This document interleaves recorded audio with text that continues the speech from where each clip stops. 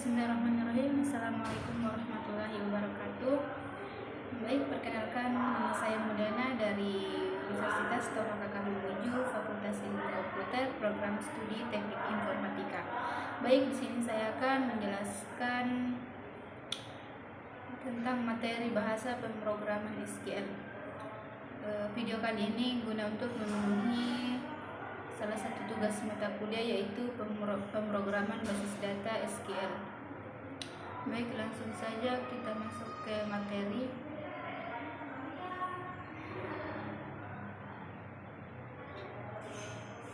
Nah, apa itu SQL?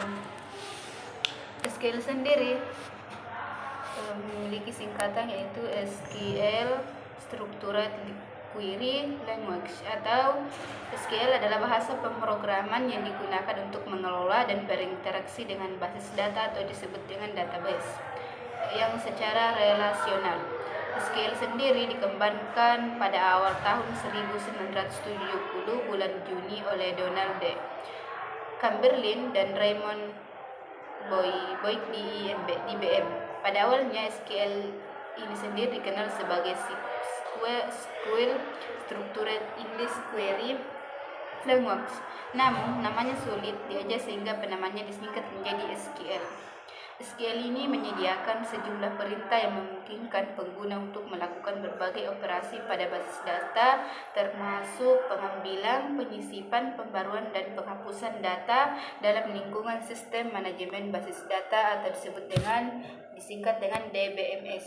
SQL ini adalah bahasa standar yang digunakan untuk berkomunikasi dengan basis data.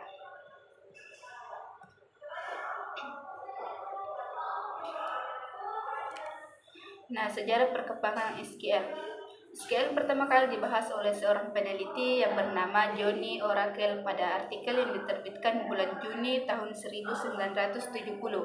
Pada artikel tersebut, Johnny Oracle membahas pengertian dari bahasa pengelolaan sistem database yang disebut dengan SQL Structured English Query Language. Namun dengan istilah ini sulit disebut, maka dengan SQL pun digunakan sampai sekarang.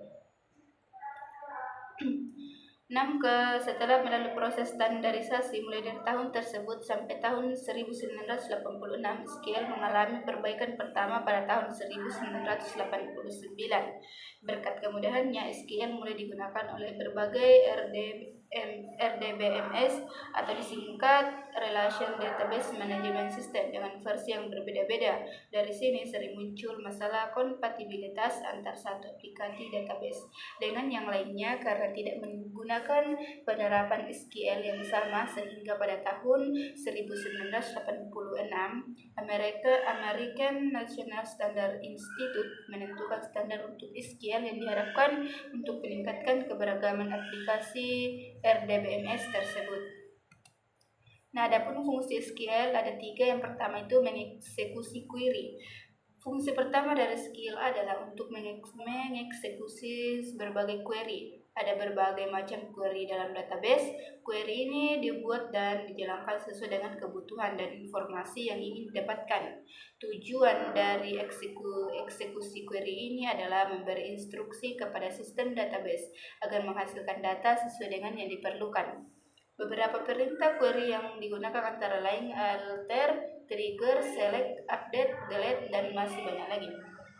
Kemudian yang kedua itu mengatur hak akses user. Fungsi selanjutnya dari SQL adalah mengatur hak akses user. Setiap user memiliki hak akses dalam mengelola database. Tujuan pengaturan hak akses ini adalah agar setiap user memiliki batasan penggunaan sistem yang sesuai dengan kebutuhan. Hak akses user ini biasa tentu berbeda dengan hak akses yang dimiliki administrator. Batasan hak akses ini diperlukan untuk menjamin keamanan dan kerahasiaan data. Kemudian fungsi yang ketiga itu manipulasi database. SQL adalah bahasa pemrograman yang memiliki kemampuan dalam manipulasi data di database. Manipulasi data yang dimaksud adalah kemampuan untuk mengelola struktur, tabel, kolom, bahkan menambah, mengubah atau menghapusnya. Selain itu, dengan SQL, pengguna juga dapat melakukan operasi lain seperti mengelola indeks, transaksi, serta tugas-tugas administratif yang berhubungan dengan database.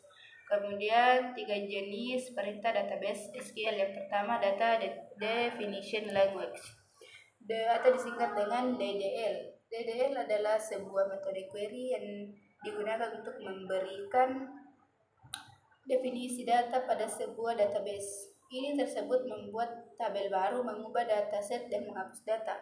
Kemudian yang perintah yang kedua itu data manipulation language, atau disingkat dengan DML.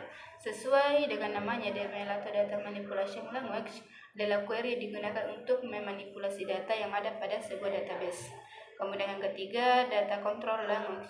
Perintah SQL adalah lainnya atau DLC atau data control language. Perintah ini hanya biasa digunakan untuk mengatur hak yang dimiliki oleh pengguna dalam hal database, tabel maupun field. Kemudian bagaimana cara kerja SQL? Strukturat query language atau SQL adalah bahasa pemrograman menjadi interface untuk berinteraksi dengan database relasional. Adapun caranya, yang pertama itu database dibuat dengan menentukan kolom dan tabel. Perintah SQL yang sering digunakan itu adalah create atau add, drop, dan alter. Kemudian yang kedua itu mengisi tabel.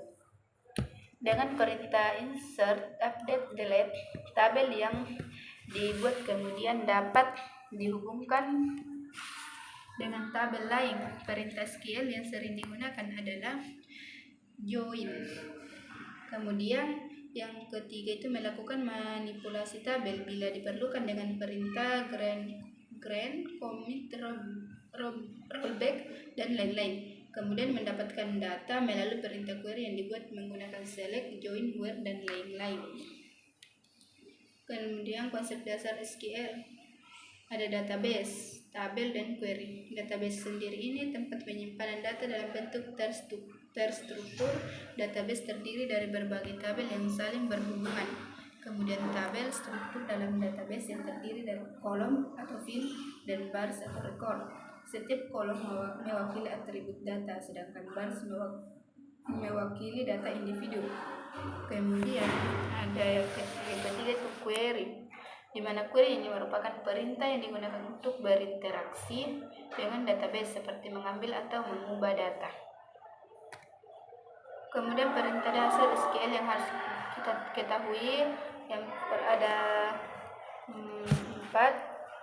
Yang pertama select, insert, kemudian update, kemudian delete. Nah, bisa kita lihat sendiri bagaimana cara menjalankannya menggunakan perintah tersebut. Kemudian keamanan SQL. Keamanan database ini adalah aspek penting dalam pengelolaan data. Beberapa langkah untuk meningkatkan keamanan yang meliputi SQL injection, yaitu salah satu serangan yang paling umum terhadap aplikasi berbasis SQL. Ini terjadi ketika penyerang menyisipkan perintah SQL berbahaya ke dalam input pengguna yang kemudian dijalankan oleh database. Untuk mencegah SQL injection, gunakan perintah parameterized queries atau prepared statements. Kemudian ada skill select from user where username. Kontrol akses yang mengatur izin pengguna untuk memastikan hanya pengguna yang berwenang yang mendapat akses atau mengubah data. Ini dilakukan dengan menggunakan perintah grant dan revoke. Kemudian SQL grant select, insert, un, amplaces, atau user, yang dimana menggunakan enkripsi untuk melindungi data sensitif dan akses yang tidak sah. Enkripsi dapat dilakukan baik pada tingkat transportasi, misalnya menggunakan HTTPS, maupun pada tingkat penyimpanan data, misalnya enkripsi kolom dan tabel. Nah, adapun pengembangan data file, data link memberikan beberapa alat untuk pengembangan data yang mengelola dan dengan lebih efisien. Beberapa fitur utama yang dapat digunakan meliputi pengembangan data file atau data link, memberikan berbagai alat untuk pengembangan data yang memungkinkan pengguna untuk membuat dan mengelola data dengan lebih efisien. Beberapa fitur utama yang dapat digunakan. Yang kedua, mengelola tabel. Find Data Link memungkinkan pengguna untuk mengelola data dalam mengelola tabel dan struktur database. Kemudian yang ketiga, menggunakan data atau development modul data development dalam Find Data Link memungkinkan pengguna untuk pengembangan aplikasi yang berinteraksi dengan data SQL Server. Ini termasuk pembuatan dashboard, laporan, dan alat analisis data lainnya memanfaatkan data dari SQL Server. Nah, mengapa SQL itu penting? Bahasa query terstruktur SQL adalah bahasa query populer yang sering digunakan di semua jenis aplikasi analisis data, dan developer mempelajari dan menggunakan SQL karena terintegrasi dengan baik dengan berbagai bahasa pemrograman. Misalnya, mereka dapat menanamkan query SQL dengan bahasa pemrograman Java. Data berkinerja tinggi dengan sistem basis data SQL utama seperti Oracle atau MS SQL Server. Adapun standar SQL, yang pertama, standar SQL adalah serangkaian panduan yang ditentukan secara formal dari bahasa query terstruktur American National Standard Institute atau disingkat dengan ANSI dan International Organization for. Kemudian Standardization ISO mengadopsi standar SQL pada tahun 1986.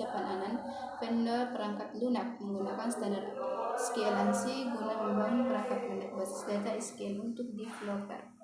Kemudian kesimpulan dari materi pemrograman SQL adalah rangkuman tentang SQL itu strukturat.